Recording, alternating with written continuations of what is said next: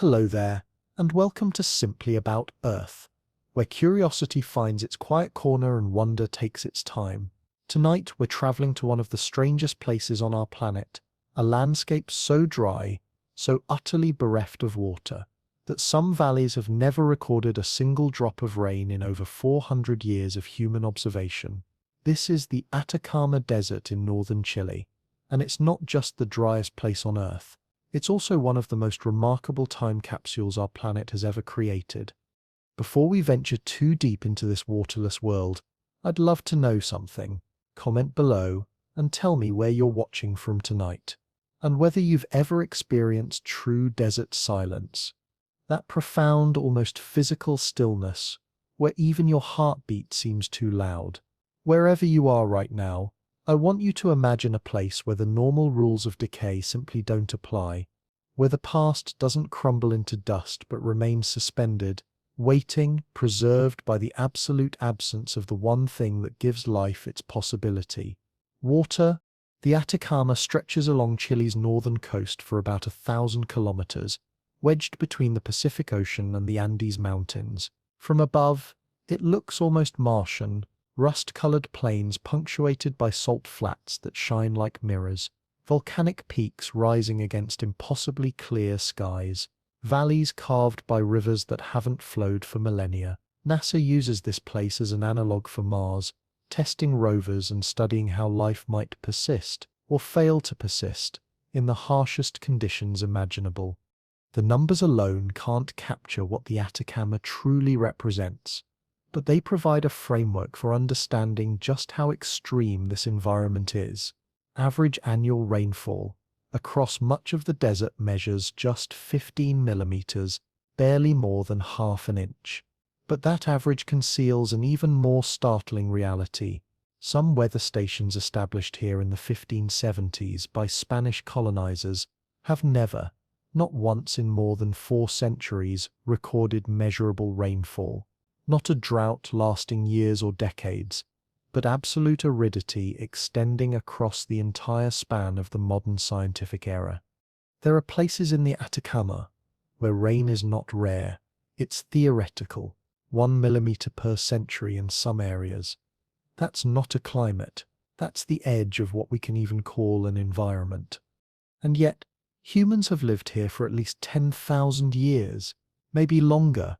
They didn't just pass through or barely survive. They built civilizations. They created art that survives intact across millennia. They developed the world's oldest known mummification practices, predating Egypt by 2,000 years. They adapted to conditions that should have been impossible, finding ways not just to exist, but to create meaning, beauty, and culture in Earth's most unforgiving desert. The story of the Atacama is really several stories woven together. It's the story of the Chincoro people and their profound relationship with death and preservation. It's the story of later cultures, the Atacameño, the Tiwanaku, the Inca, who engineered life from landscapes that offered almost nothing. It's the story of Spanish conquest and the brutal nitrate mining boom that created ghost towns that still stand, perfectly preserved in the dryness. And it's the story of what happens when a place is so dry that even time itself seems to stop, leaving everything, bodies, textiles, tools, buildings, secrets, suspended in a state between existence and memory. Let's begin 9,000 years ago, along the coast where the Pacific meets the desert. This is where the Chincoro people emerged from the archaeological record, and what they created challenges everything we thought we knew about early human societies and their relationship with death. When archaeologists first discovered Chincoro mummies in the early 20th century, they were confronted with something extraordinary. These weren't the burials of kings or priests. These weren't elaborate tombs reserved for an elite class. The Chincoro mummified everyone, men and women, adults and children, even infants who had lived only days, even fetuses who had never drawn breath outside the womb. This was a democratic approach to death, a culture that honored all its members with the same elaborate care, the same painstaking preservation, regardless of age or social status. And they did this starting around 5050 BCE, making their mummies the oldest artificially preserved human remains in the world. Think about what that date means. This is 7,000 years ago. The pyramids of Egypt wouldn't be built for another 2,000 years. Stonehenge was still 3,000 years in the future. Agriculture was just spreading through the Middle East. And here, on the edge of the driest desert on Earth, people were developing sophisticated mummification techniques that required anatomical knowledge, manual dexterity, and most importantly, a belief system that made this tremendous investment of time and effort meaningful. The earliest Chinchorro mummies exhibit what archaeologists call the black style. The process was meticulous almost beyond comprehension. Bodies were carefully disassembled, every organ removed, every bone separated. The bones were then dried and sometimes reinforced with sticks, creating an internal skeleton that could support the reconstructed body. The skull was refilled with ash, clay, or grass. And then, with extraordinary patience, the body was reassembled. Imagine the hands doing this work. The hours, maybe days, spent on a single individual. Skin was replaced or supplemented with sea lion skin. The entire body was painted with a manganese paste that dried to a deep black color. A wig of human hair was attached. The face was covered with a clay mask, often with features molded to create an idealized human countenance. Eyes, nose, mouth, all carefully shaped. This wasn't embalming in the sense we might understand it. This was reconstruction. This was taking apart and putting back together, as if death itself could be disassembled and then corrected, made whole again through human effort.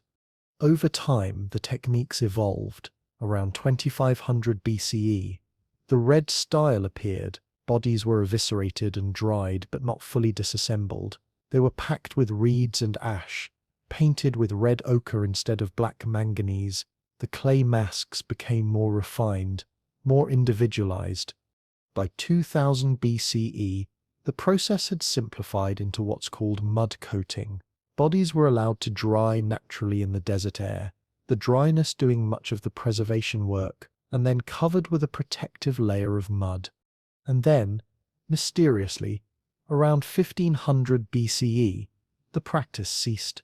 After thousands of years of continuous mummification, the Chinchorro stopped. They began burying their dead without preservation. The reasons remain unknown. Perhaps their culture shifted. Perhaps their beliefs changed. Perhaps the knowledge was simply lost as populations moved or declined. We cannot ask them, and they left no written records to explain. But what remains speaks across the silence of those 9,000 years. It speaks of a people who could not bear to simply let their loved ones disappear into the earth, who needed to keep them present in some form, who refused to accept the finality of death as the end of relationship. And here's what makes the Chinchorro practice even more remarkable, even more heartbreaking in its humanity. They mummified infants. They mummified fetuses. They invested the same elaborate care in preserving a baby who lived 3 days as they did in preserving an elder who had lived 70 years. The infant mortality rate in ancient populations was devastating. Perhaps half of all children born would die before reaching adulthood. The Chinchorro knew this reality intimately. Every family would have experienced it. And yet, when a baby died, when a mother's arms suddenly held nothing but absence, the community responded not by moving on quickly, not by trying to forget, but by creating a mummy, by taking that small body and treating it with the same elaborate care given to the most honored members of society. Think about what this reveals about their understanding of personhood, of value, of love. A child who barely lived was not less important, not less worthy of preservation, not less mourned. The time and resources invested in mummifying an infant who would never contribute to the community's survival suggests a culture that valued human beings for their existence alone, not for their utility or accomplishments. Some of these infant mummies show evidence of being carried, held, moved from place to place for years after their creation. The wear patterns on their surfaces tell of handling, of being kept close, of remaining part of the family long after breath had ceased.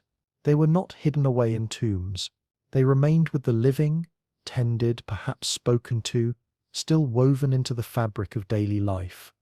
The Atacama itself became their partner in this work of preservation. The extreme dryness that makes life so difficult also makes decay nearly impossible. Bacteria and fungi that break down organic matter require moisture. Without water, without even the ambient humidity that exists almost everywhere else on Earth, mummification happens naturally. Bodies dry out rather than decomposing. Skin becomes like leather. Organs shrink but remain intact. Hair and nails persist. This natural preservation extends far beyond the Chincoro.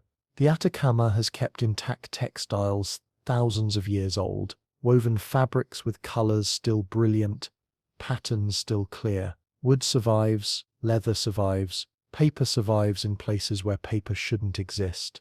Rope and baskets and sandals all persist in a state that would be impossible anywhere else on our planet.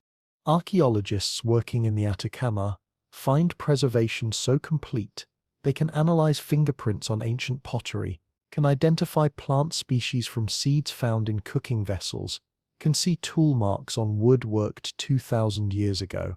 The desert is Earth's greatest archive, its most reliable keeper of physical memory, and what it reveals about the ancient peoples who lived here is extraordinary. If you're finding this journey through the driest place on Earth compelling, take a moment to like this video. It helps others discover these stories about our planet's most extreme places and the remarkable humans who found ways to live in them.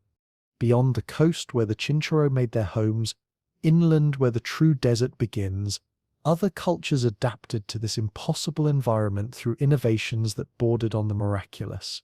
The Atacameño peoples, also called the Licanantai, built agricultural terraces on mountain slopes where every drop of water had to be captured and channeled with engineering precision.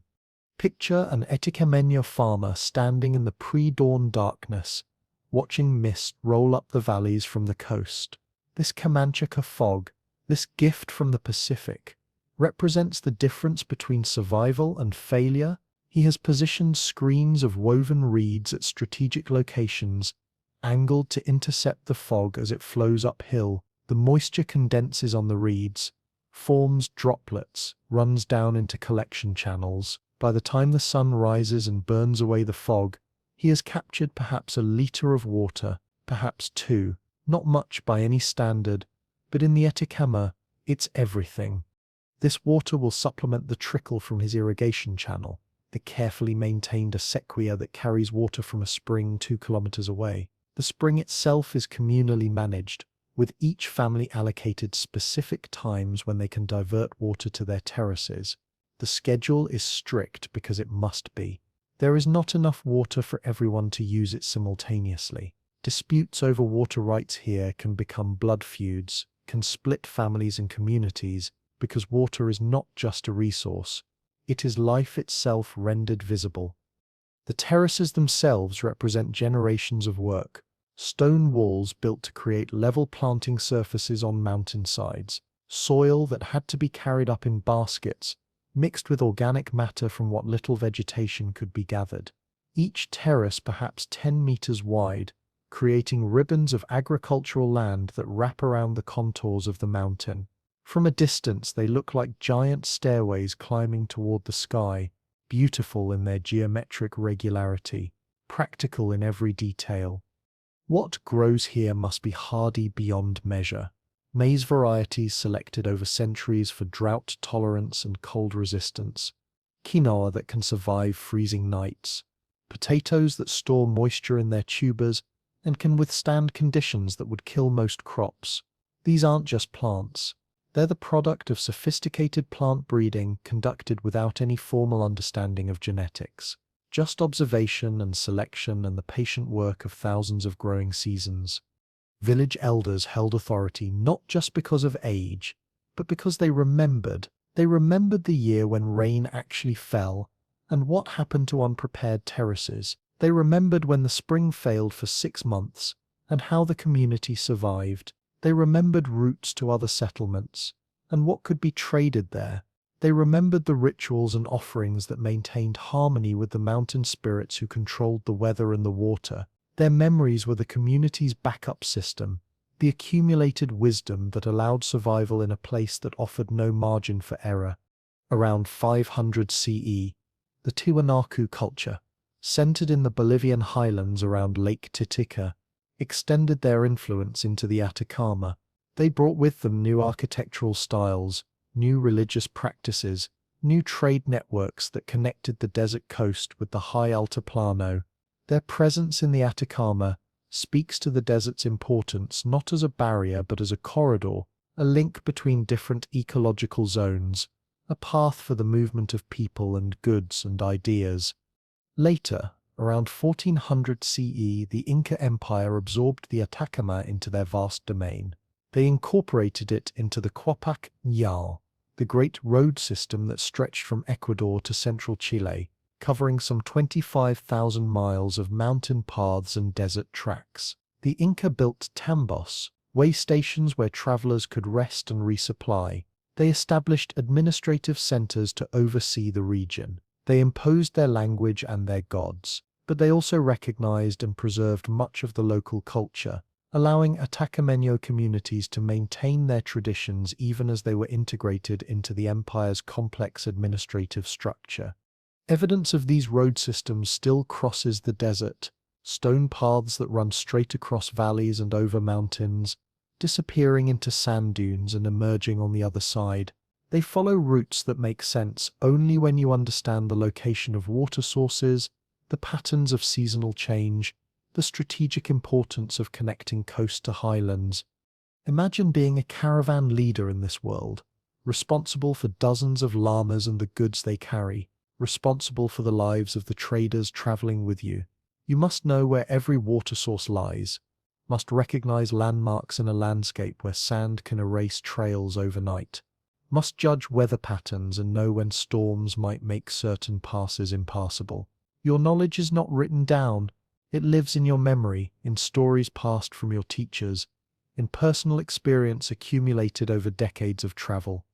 And scattered across the desert, visible only from above, lie thousands of geoglyphs, massive figures created by removing the dark surface stones to reveal the lighter soil beneath. These images cover hundreds of miles, depicting llama caravans and human figures, geometric patterns and animals, astronomical markers and abstract designs. They vary in size from a few meters to hundreds of feet. Some are so large that their full form is only comprehensible from an airplane. The giant of Tarapacá, located on a hillside in northern Chile, stands 282 feet tall. It's the largest prehistoric anthropomorphic figure in the world, a human form with rectangular head and extended limbs, visible from miles away. Its purpose remains debated. Was it a marker for travelers crossing the desert, indicating the presence of water or a settlement? Was it a religious symbol, a representation of a deity or ancestor? Was it created for the gods to see from above, an offering directed toward the sky rather than toward human eyes? The geoglyphs cluster along ancient trade routes, suggesting they may have served as signposts or territorial markers, wayfinders for caravans moving goods between the Pacific coast and the Andean highlands. Llamas carrying salt and dried fish and seashells inland, returning with potatoes and wool and minerals, obsidian from volcanic sources, copper from mines worked for thousands of years. The creation of these geoglyphs required community effort, required coordination and shared purpose. A figure hundreds of feet across needs planning, needs people working together to clear stones in straight lines, to maintain consistent scale across vast distances, to create shapes that will be recognizable from afar. This suggests organization, leadership, shared cultural knowledge about what these images should depict and why they mattered. Dating the geoglyphs has proven challenging. Some show stylistic similarities to pottery and textiles that can be dated, but the geoglyphs themselves contain no organic material that could be radiocarbon dated. Estimates range from around 1000 BCE to 1500 CE, suggesting that this practice of marking the landscape persisted for thousands of years. each generation adding their own images to those created by their ancestors, a slow accumulation of meaning across deep time. The Spanish conquest that swept through South America in the 16th century brought catastrophic change to the Atacama and its peoples. The conquistadors were not particularly interested in the desert itself, which offered neither gold nor agricultural wealth in the way other regions did. But the indigenous populations were subjugated nonetheless, converted to Christianity, their traditional practices suppressed or transformed, their communities reorganized according to Spanish colonial models. Mission churches were built in Atacameño villages. Their distinctive architecture, whitewashed adobe with high bell towers, still marks the landscape. Some have been maintained continuously for centuries. Inside these churches, you can sometimes find fusion Catholic saints, depicted with indigenous features, Christian rituals blended with older practices that survived underground, adapted, disguised, waiting for moments when they could emerge. But the most dramatic transformation of the Atacama came much later, in the mid-19th century, when the value of sodium nitrate became apparent to industrializing nations hungry for fertilizer and explosives. The Atacama held vast deposits of this mineral, caliche, accumulated over millions of years in the absolute aridity that prevented it from being washed away. Chile, Peru, and Bolivia went to war over control of these deposits, the War of the Pacific, 1879 to 1884. Chile emerged victorious, annexing territories that had belonged to its neighbors, territories that would make the nation wealthy beyond its leaders' dreams. The nitrate boom that followed created an entire industrial landscape in the desert. Mining towns sprang up seemingly overnight, company towns built and owned by the nitrate companies, where workers lived in conditions that ranged from reasonable to brutal depending on which company employed them and which superintendent managed operations.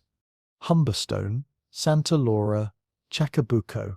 These names mark settlements that once housed thousands, complete with schools and hospitals and theaters and swimming pools, modern amenities transplanted into the absolute desert through the wealth generated by nitrate exports. The labor force was international. Chilean workers, Bolivian miners, Peruvian craftsmen, European engineers and administrators, Chinese merchants, creating multicultural communities where different languages and traditions mixed, where labor movements organized and strikes were violently suppressed, where fortunes were made and lives were spent in pursuit of the white gold that lay beneath the desert surface. Imagine being a miner in these fields.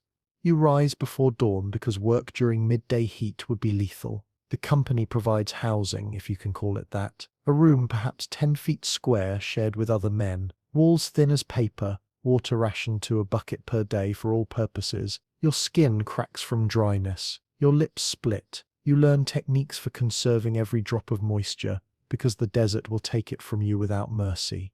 The work is measured and tons extracted. You are paid by productivity, not by the hour, so you work as fast as exhaustion allows, pushing yourself despite heat that can reach 120 degrees Fahrenheit, despite knowledge that men die here regularly, from heat stroke, from accidents with machinery, from diseases that spread through crowded quarters. You've seen men collapse and not rise, seen others develop the cough that means their lungs are failing from dust, seen fights erupt over minor insults because stress and hardship strip away patience. But there are small compensations.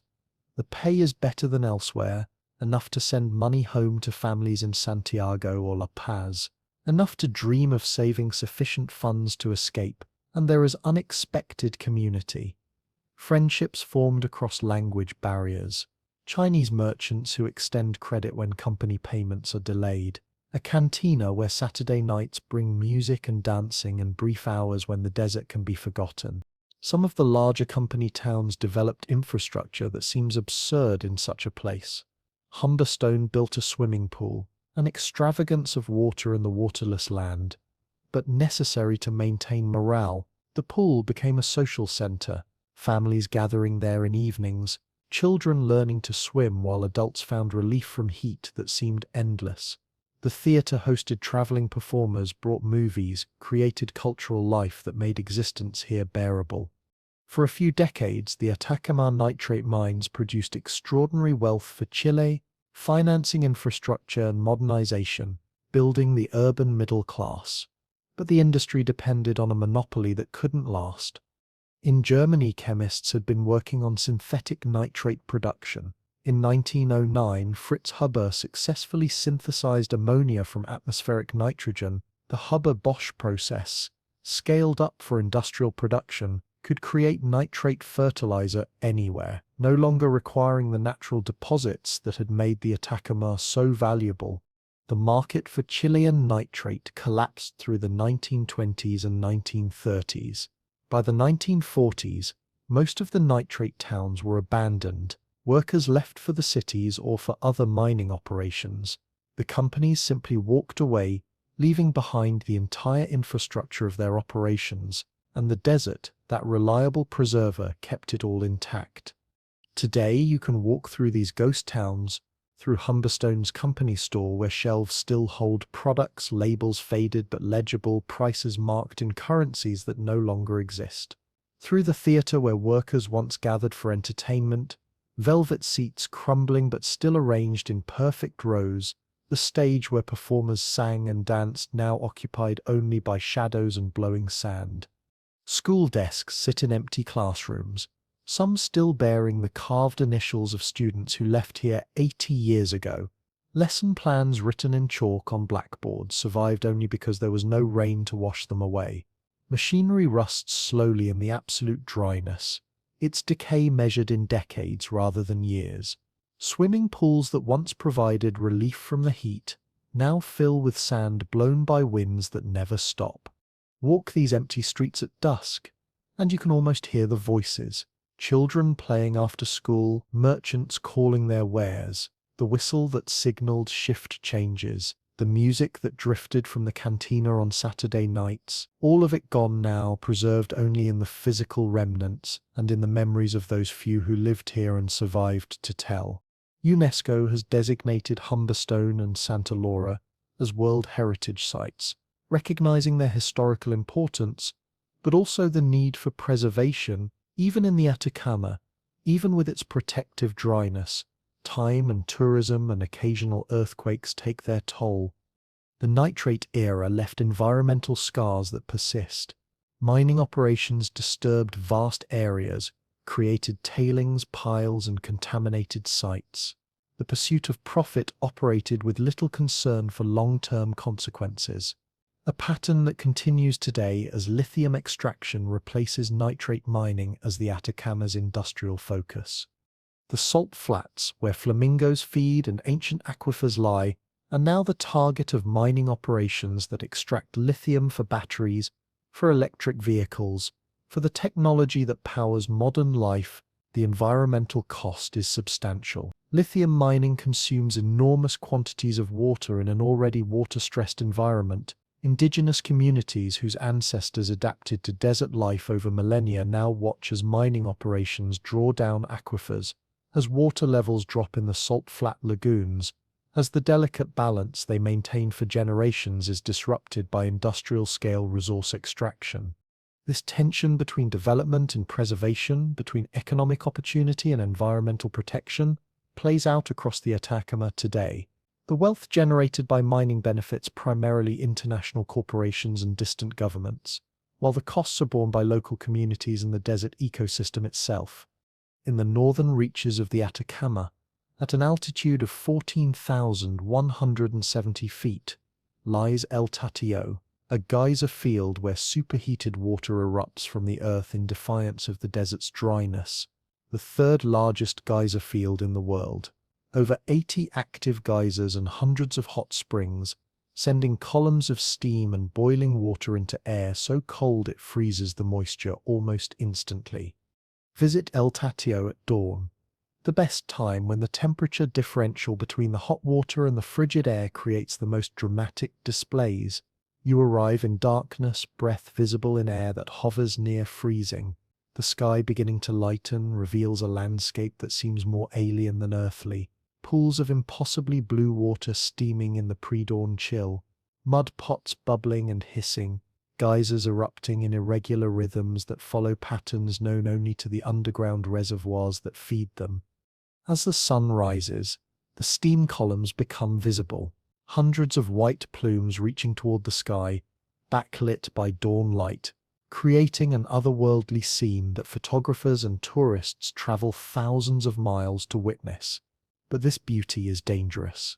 The water in those pools reaches temperatures near boiling. The thin crust around some geysers can collapse without warning. Every year brings injuries, sometimes deaths from people who step where they shouldn't.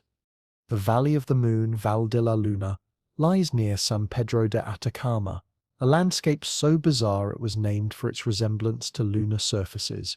Wind and rare water have carved the salt-rich soil and rock into forms that defy easy description. Sharp ridges and smooth depressions, caves that tunnel into formations of gypsum and clay, surfaces that crackle and crunch underfoot, like walking on broken pottery. Walk through the Valley of the Moon at sunset, as most visitors do when the low-angle light transforms the landscape into something even stranger than usual. Shadows deepen the wrinkles and crevices, highlights catch on sharp edges, the whole valley seeming to glow from within.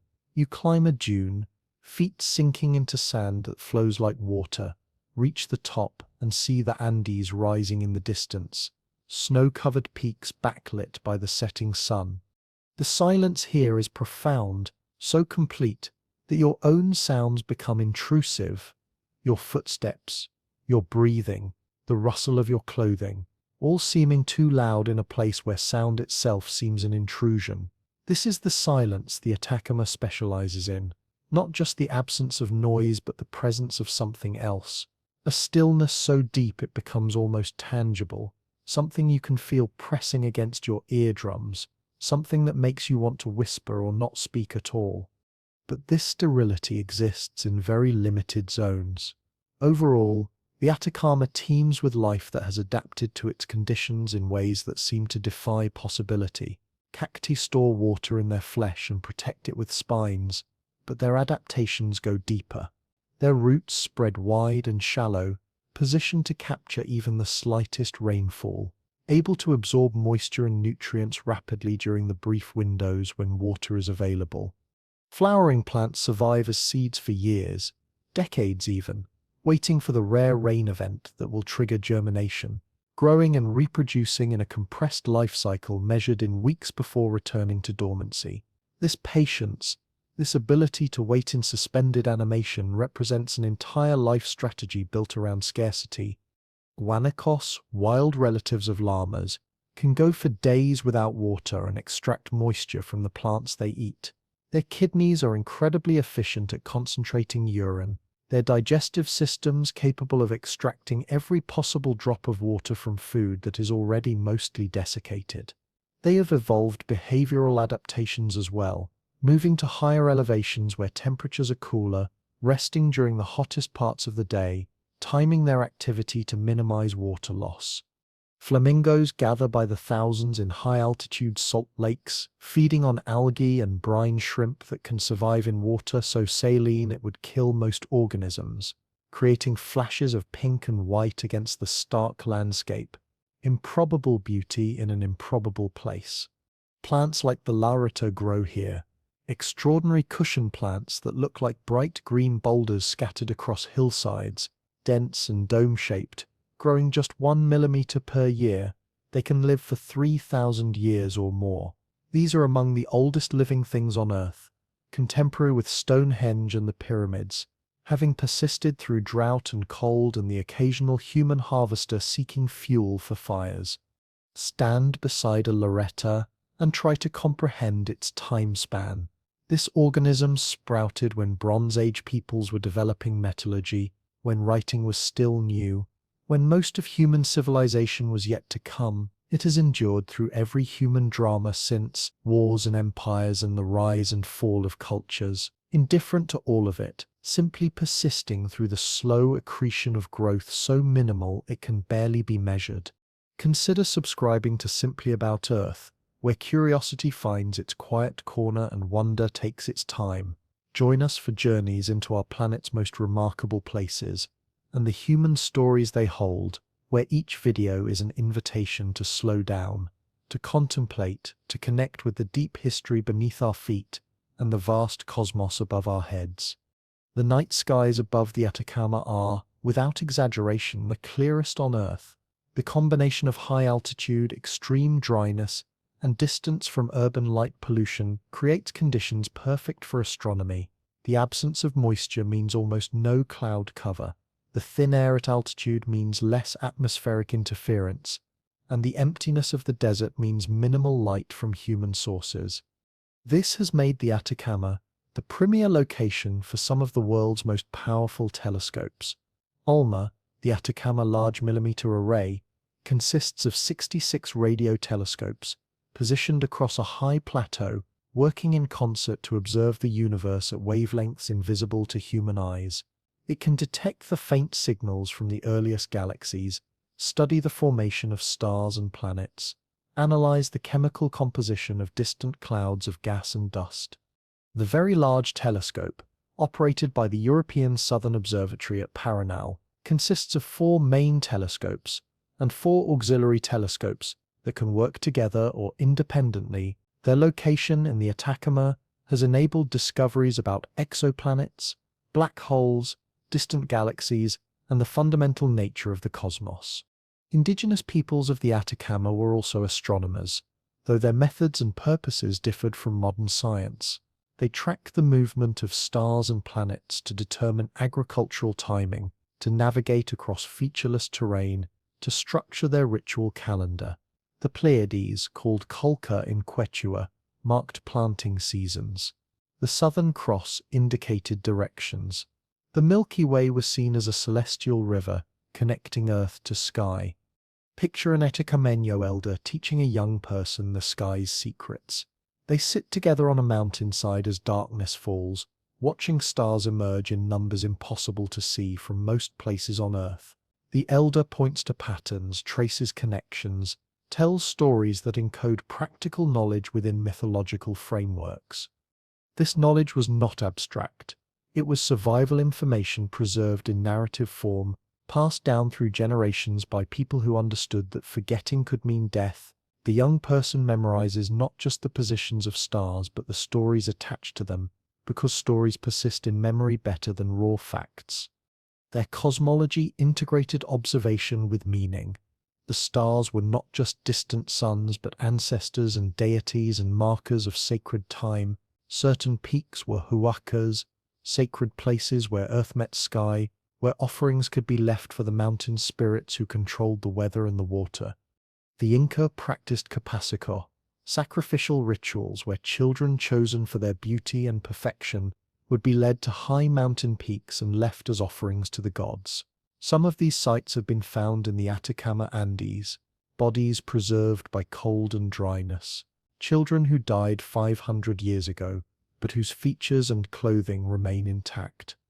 These discoveries raise questions that have no comfortable answers, about the nature of religious belief, about cultural practices that seem horrifying from outside, but held deep meaning within their own context, about how we should regard and study human remains that were created through practices we cannot condone but must try to understand.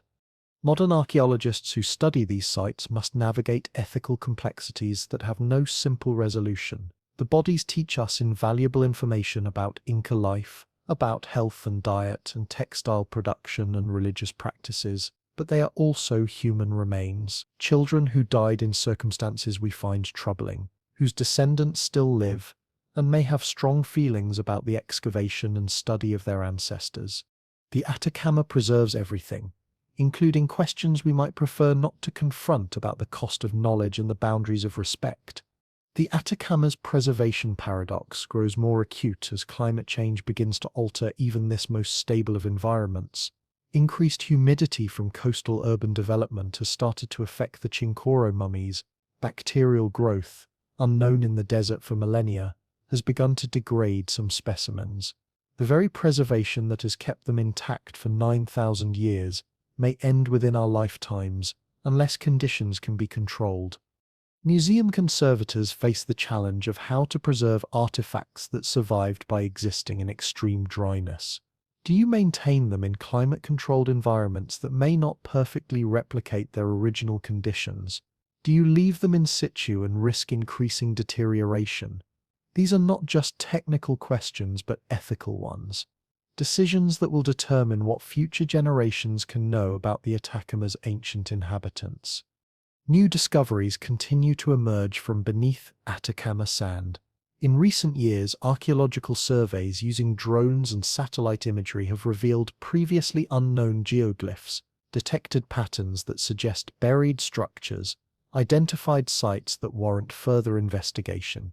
Each discovery adds to our understanding while also revealing how much remains unknown, how vast the desert is, and how many of its secrets still lie hidden. And as night deepens as you prepare for sleep, let your mind drift to that desert silence, that absolute stillness, where even wind seems like an interruption. Imagine standing in the Valley of the Moon, where erosion has carved the landscape into forms that seem alien, where salt and sand create colors that shift with the changing light, where the earth itself becomes sculpture, wind-worked stone shaped into arches and caves and towers that look sculpted by intent, but were created only by the patient work of millennia. Feel the temperature dropping as the sun sets, the shocking cold that follows the day's heat in a place with no moisture to moderate temperature swings, your breath visible in air so dry it pulls moisture from your lungs with every inhalation, the chill working its way through layers of clothing, reminding you that this desert kills not just through heat and thirst, but through the cold of its nights, through temperature swings that can exceed 80 degrees Fahrenheit between noon and midnight. Watch stars emerge in numbers impossible to see from most places on Earth. The Milky Way, a river of light overhead, so many stars that the darkness between them almost disappears, so clear you can see planets as disks rather than points, can distinguish between stars of different temperatures by their colors, can trace the pale ghost of the Magellanic Clouds hanging in the southern sky like silver stains on black velvet. This is the sky the Chinchorro saw, the same stars that guided Inca travelers along ancient roads, the same heavens that indigenous astronomers mapped and named and wove into their understanding of time and fate.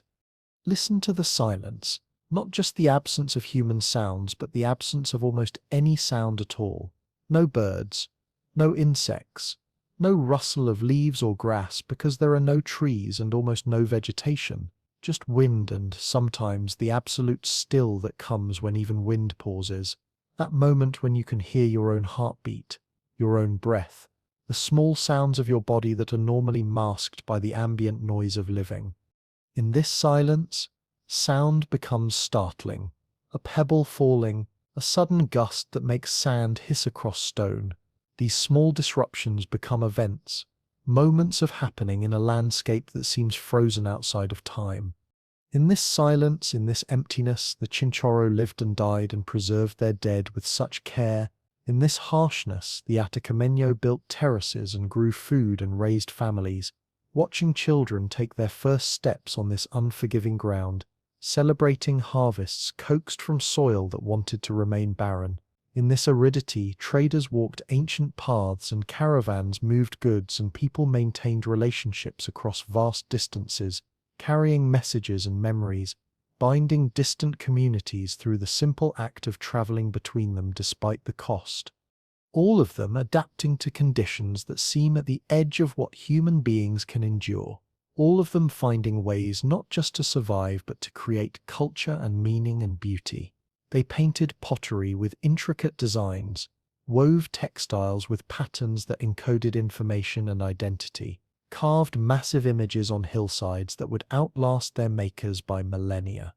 Their remnants surround you in this imagined journey, mummies resting in museum cases or still buried in sand, their creators' careful work surviving across a span of time so vast it defies comprehension, geoglyphs marking the desert surface with meanings we only partly understand, ghost towns from the nitrate era standing empty under stars, their abandonment so recent that grandchildren of their last inhabitants still live, still remember stories of what it was like when these streets were full of life. And beneath it all, the desert itself. Patient, preserving, keeping its secrets until it chooses to reveal them. The Atacama teaches about resilience, about adaptation, about the human capacity to make meaning, even in the most extreme circumstances. It teaches about memory and forgetting, about what persists and what disappears, about the delicate balance between preservation and decay. It teaches about water, that substance we take for granted in most places, showing us what happens when it's almost entirely absent, how life reorganizes itself around that absence, how every drop becomes precious beyond measure. And it teaches about time itself, about deep time, geological time, the spans of years that reduce human lifespans to mere flickers. The desert was not always dry. Millions of years ago, rivers flowed here, lakes covered the areas that are now salt flats, forests grew where now there is only sand and stone. The climate shifted. The Pacific currents changed. The rain shadow created by the Andes became absolute, and the Atacama dried into the desert we know today. That transformation took place over vast timescales, so slow that no single generation would have noticed the change, but accumulating nonetheless, becoming more extreme with each millennium. And that state is not permanent either. Climate will shift again eventually. Rain will return, or the dryness will intensify further, or humanity's influence will alter patterns that have held for millions of years. Nothing is permanent, not even the seeming permanence of desert preservation. The mummies will eventually decay. The ghost towns will eventually collapse. The geoglyphs will eventually be erased by erosion or buried by shifting sands. But for now, in this moment, they persist, marking human presence across thousands of years, telling stories of adaptation and ingenuity and loss and love. The Atacama holds them all, keeps them safe, preserves them against the forgetting that claims most of human history.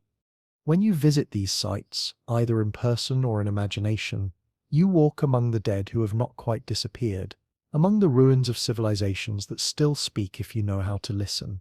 The silence becomes a kind of communication. The emptiness becomes full of presence. The seemingly lifeless landscape reveals itself as deeply alive with memory and meaning.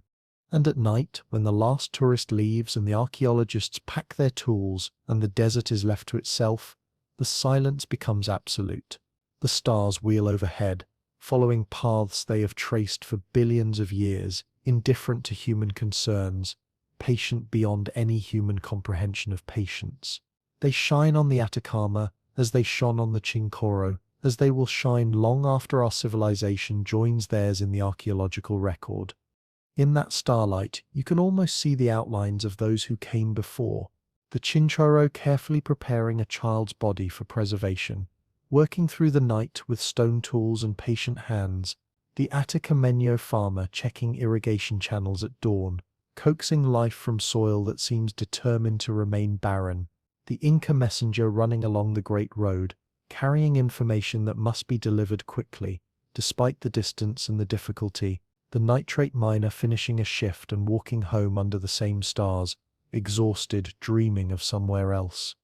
All of them gone now, their individual lives vanished into the silence, but their presence still tangible in what they left behind, in the mummies and the terraces and the roads and the ghost towns, in the modifications they made to the landscape, in the artifacts that survived because the desert preserved them. You are connected to them through time, through the shared human experience of living on this planet, of adapting to circumstances, of creating meaning, of loving others, of facing death, of wondering about what lies beyond the visible horizon. Their lives were different from yours in countless ways, but the fundamental experiences that define them are the same experiences that define human existence in any era. The desert connects you to them. The preservation connects present to past. The silence connects all the moments into one eternal now where past and present coexist. As sleep approaches, As consciousness begins to fade and dreams start to form, let yourself become part of that timelessness. Let the distinction between now and then blur, between here and there, between waking and sleeping. You are drifting like fog rolling in from the Pacific, that command checker that brings precious moisture to the coastal areas, sustaining the few lichens and plants that survive in the absolute desert. Moisture that arrives as ghostly wisps, so subtle it seems more idea than water, yet sufficient to keep life persisting in conditions that should permit none. You are settling like sand, grain by grain, accumulating slowly, building dunes that will shift and reform with every wind, temporary structures in constant slow motion, never quite permanent, but never quite gone either. You are weathering like stone, your rough edges worn smooth by wind and time, your surface holding stories in scratches and pits, in patterns that only make sense from certain angles in certain light. The desert does this to everything, reduces complexity to essence, strips away everything that cannot endure, leaves only what is fundamental, what matters, what persists. The Atacama accepts you into its emptiness, welcomes you into its silence. You become part of the desert's dream, part of its long memory, another moment in its vast span of existence. You rest in its dryness, in its purity, in its absolute clarity. The desert asks nothing of you, expects nothing, judges nothing, simply holds space for you to exist, to rest, to sleep, to dissolve temporarily into unconsciousness, knowing that morning will bring you back. In this space, there is no urgency, no demand, no expectation, only the slow turning of the earth beneath the stars, only the patient persistence of rock and sand and silence, only the gentle dissolution of consciousness into sleep, into dreams that may carry you to strange landscapes, to other times, to the lives of those who walked this desert thousands of years ago. The Chincharos sleep here, their mummies resting in darkness, their preservation complete, their long journey through death continuing into a future they could not have imagined. The Atacamenos sleep here too, in graves marked and unmarked, their bones gradually becoming part of the soil they once cultivated. The miners sleep here, buried in the cemeteries of abandoned towns, their labor finished, their dreams of wealth or escape ended. All of them now part of the desert's endless accumulation, all of them kept safe in its absolute dryness. And you, tonight, join them in sleep, not in death, but in rest, in the temporary surrender of consciousness that every human must experience, the small rehearsal for the larger silence that awaits us all eventually. But for now, for tonight, it is only sleep, only the body's need for restoration, only the mind's processing of the day's experiences. Let the desert's peace become your peace. Let its silence become your silence. Let its stillness become your stillness. You are safe here, in this empty place that is full of memory, in this harsh place that preserves with such tenderness, in this alien place that holds so much humanity. The stars continue their wheeling dance. The desert holds its secrets. The wind brushes sand against stone with the softest sound, and you drift deeper into sleep, deeper into dreams, deeper into the peace that the Atacama offers to all who enter its embrace. In the morning, you will wake in your own place, in your own time, far from the desert's absolute aridity, but something of its silence will remain with you, something of its clarity, something of its teaching about persistence and adaptation and the fragile beauty of existence in extreme places.